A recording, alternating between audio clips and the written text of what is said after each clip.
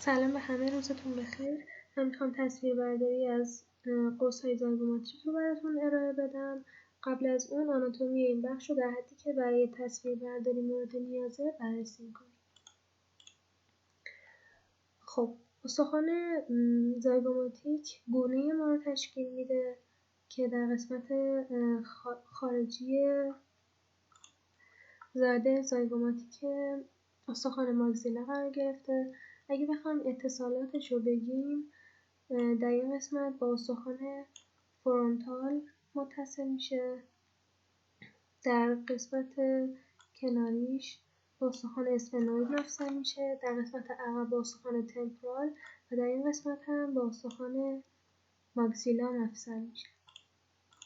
استخوان زایگوماتیک در تشکیل 3 تا حفره شرکت داره که اینجا حفره اوربیتال رو میبینیم که قسمتی از دیواره خارجی و قسمتی از دیواره تحتانی این حفره رو استخوان زایگوماتیک تشکیل میده. حفره‌های تمپورال و اینفراتمپورال هم توی شکل‌های بعدی بررسی میکنیم.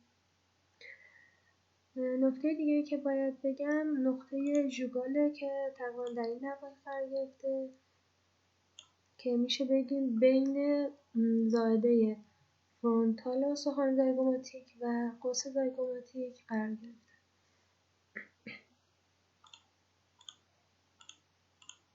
خب، به بررسی سطوح این استخوان میپردازیم.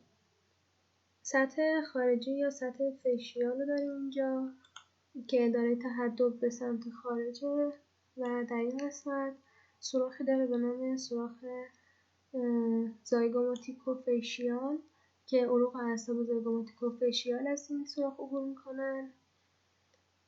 سطح بعدی سطح تمپورال هست که سطح خارجی سطح خلفی استخوان رو تشکیل میده و سطح قدامی حفره تمپورال رو تشکیل میده که در این ناحیه هم سوراخ زایگوماتیکوتمپورال قرار گرفته که عروق اعصاب زایگوماتیکوتمپورال از این سوراخ عبور میکنه.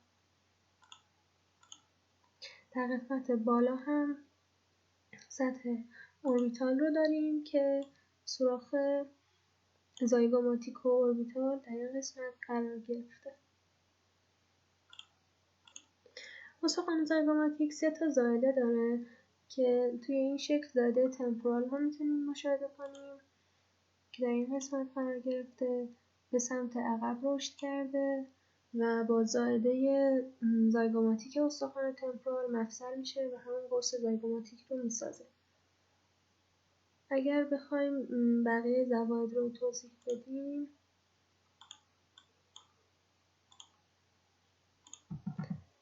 باید سراغ این شکل بیایم.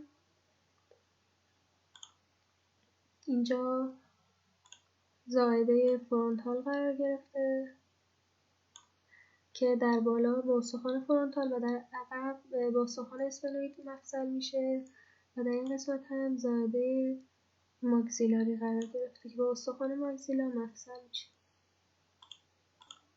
خب، بریم سراغ قوس زایگوماتیک. این قوس از 2 تا استخوان تشکیل شده. قسمت اول زائده زایگوماتیک استخوان تمپورال هست که از قسمت پایینی صدف به سمت جلو رشد میکنه و استخوان بعدی زائده تمپورال استخوان زایگوماتیک هست که به سمت عقب رشد میکنه و در این دوتا در شیاری مایل به اسم شیار زایگوماتیکوتمپورال به هم متصل میشن. خب، از همونطوری که میتونید ببینید قوس زایگوماتیک استخوان ظریفی هست و با ضربه‌ای به راحتی شکسته میشه. توی این شکل حفره‌های تمپورال و اینفراتمپورال هم، این حفره تمپورال، این اینفراتمپورال مشاهده میکنید که قبلا گفتیم استخوان زایگوماتیک در شکلگیری این حفره ها شرکت میکنه. خب حالا مبحث اصلیمون که تصویر برداری هست رو شروع میکنیم. برای بررسی قوس‌های زایگوماتیک از 3 تا نما یا 3 تا تکنیک میتونیم استفاده کنیم. تکنیک اول که براتون توضیح میدم سابمنتو ورتیکال هستش که به اسم SMV میشناسنش. تکنیک بعدی اوبلیک اینفرا سوپریور یا نمای مماسی هستش و تکنیک بعدی هم AP آکزیال هست که روش اصلاح شده تون هست. خب نمای اول سابمنتو ورتیکال بود. فاکتورهای تکنیکالی که میخوام بگم توی این 3 تا نما تقریبا با هم یکی هن که حالا تفاوتاشون رو براتون میگم. کمترین حد اسایدی باید 40 اینچ یا 102 سانتی متر باشه مثل اغلب تصویربرداری‌هایی که انجام میدیم. ایمیج رسپتورمون هم 18 در 24 باشه. افقی قرارش میدیم. با گرید یا بدون گرید باشه فرق نمیکنه. اگه داریم در سیستم آنالوگ تصویر برداری میکنیم کیویمون باید بین 70 تا 80 باشه و اگر سیستممون دیجیتاله کیوی باید بین 75 تا 85 باشه. در مورد حفاظت هم که کلا توی همه تصویر برداری ها میگیم اندامهای حساس و اشعه‌ای که خارج از محدوده مورد نظر ما هستن باید با شیلد مناسب پوشیده بشن. نمای SMV رو هم میتونیم به صورت خوابیده به صورت تاق‌باز روی تخت انجام بدیم، همین که به صورت ایستاده در مقابل بوکی استند. توی همه تکنیک ها هم که اشیاء فلزی یا پلاستیکی نباید توی تصویر وجود داشته باشه که آرتیفکت ایجاد کنه. خب بیمار چطوری قرار میگیره؟ انتهای سر باید به بوکی استند بچسبه یا به ایمیج رسپتورمون. بیمار سرش رو به حالت هایپر اکستنشن قرار میده که خط IOML اینفرا اوربیتال مارتال لاین، خطی که قسمت پایین اوربیتال رو به سوراخ گوش خارجی متصل میکنه. این خط باید به صورت موازی با گرید یا بوکی استند باشه و مید ساجیتال پلین هم یعنی همون صفحه‌ای که بدن رو به دو قسمت چپ و راست به صورت مساوی تقسیم میکنه باید به صورت عمود بر گرید باشه.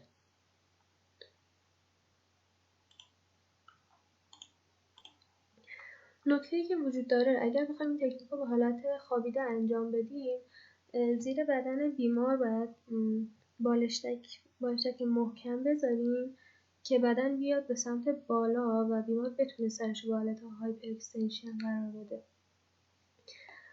و در حالت خوابیده ایمیج رسپتور رو به این شکل اینجا قرار میدیم و زیرش هم کیسه های شنی زیرش هم کیسه های شنی میذاریم که بتونیم این زاویه دلخواهمون رو ایجاد کنیم که خط IOML موازی با ایمیج رسپتور باشه. سانترش هم 4 سانتی متر پایین تر از مندیبولار سینفیزیس هست.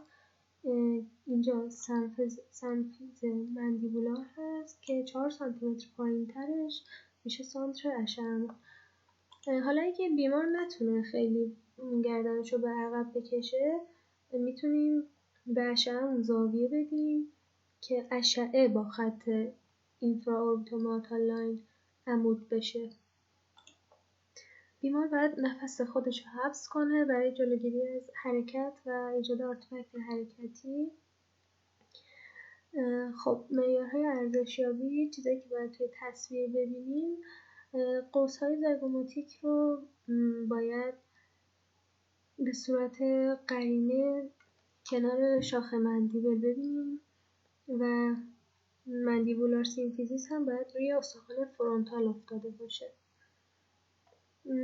برای اینکه این دوتا قوس به صورت قرینه و بدون کوتاه شدگی دیده باشن باید مید ساجیتال پلین به صورت عمود بر گرید یا بوک استند باشه که قبلا هم گفتیم. توی این شکل توی این شکل داره شکستگی رو نشون میده که الان نمیتونم زوم کنم که ببینید، ولی در اینجا شکستگی قوس مندیبولار رو، قوس زایگوماتیک رو داریم میبینیم. خب نمای بعدی نمای اینفرا سوپریور به صورت اوبلیک هستش که همون نمای مماسی. فاکتورهای تکنیکالش مثل هم قبلیه، فقط این که باید ایمیج رسپتور رو به صورت عمودی قرار بدیم.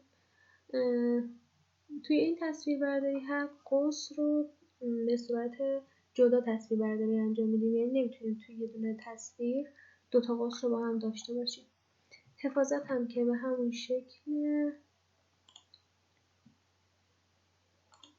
این تکنیک هم میتونیم به صورت خوابیده و هم به صورت ایستاده انجام بدیم.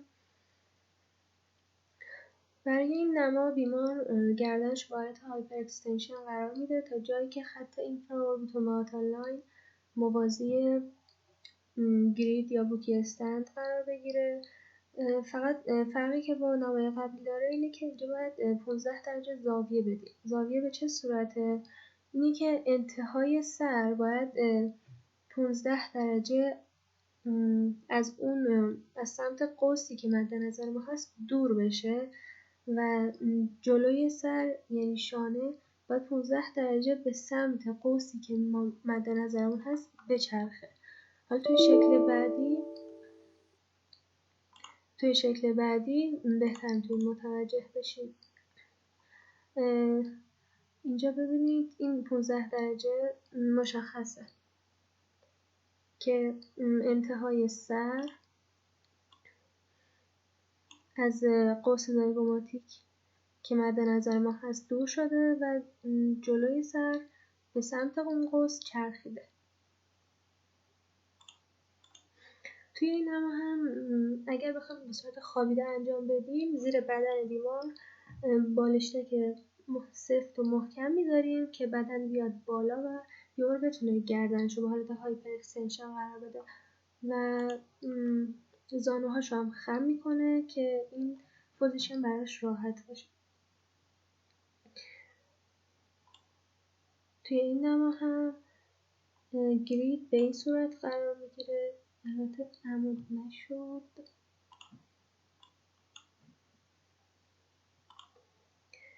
به این صورت قرار میگیره که عمود بر IOML بشه که موازی با IOML بشه و اشعه‌مون عمود بر هم IOML و هم IR بشه، ایمیج رسپتور. توی این نما هم بیمار نفس خودش رو حبس میکنه.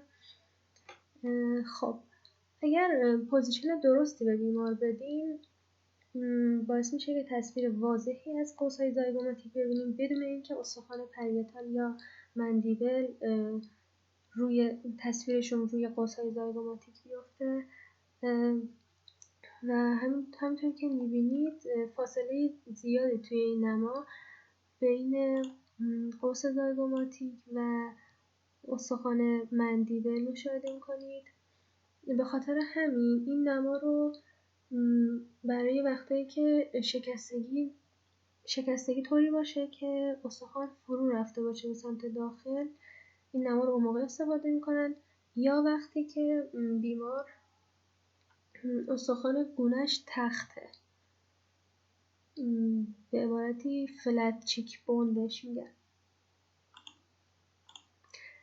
یه اشتباهی که کردم، گفتم که فاصله بین قوس زایگوماتیک و استخوان مندیبل، این استخوان که نشون میدم این استخوان تمپورال هست، همینطور که اینجا میبینید.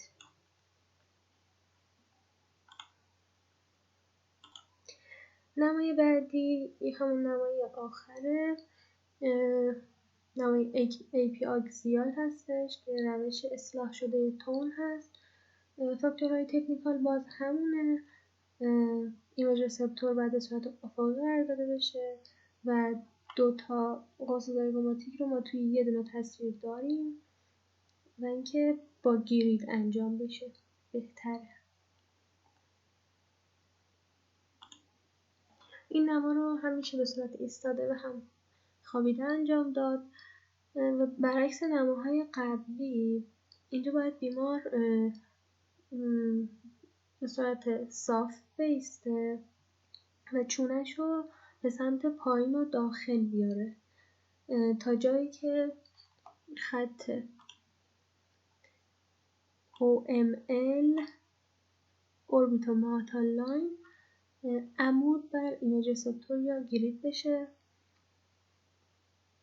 حالا بعضی وقتا بیماران نمیتونن اینقدر سرشون رو به سمت چونشون رو به سمت پایین بیارن. خب در اون صورت میتونیم خط IOML یعنی این خط رو عمود کنیم به گرید یا بوکیسن، ولی خب زاویه اون موقع تغییر میکنه. زاویه اشعه‌مون به جای 30 درجه زاویه 37 درجه میشه که توضیح میدم جلوتر. بازم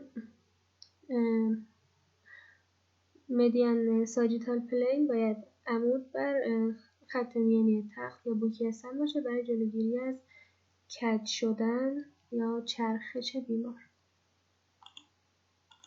اشعه مرکزی باید 30 درجه با خط OML زاویه داشته باشه. حالا اگر بیمار نتونست چونش به اندازه کافی پایین بیاره، ما این زاویه رو میکنیم 37 درجه با خط OML یا 30 درجه با خط IOML.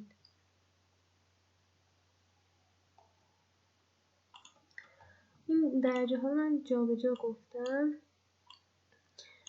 میتونیم اینطوری بگیم که اگر بیمار تونست خط OML رو عمود کنه بر بوکیسند، اون موقع 30 درجه زاویه میدیم به اشعه. اگر تونست خط IOML رو عمود کنه، اون موقع 37 درجه زاویه میدیم.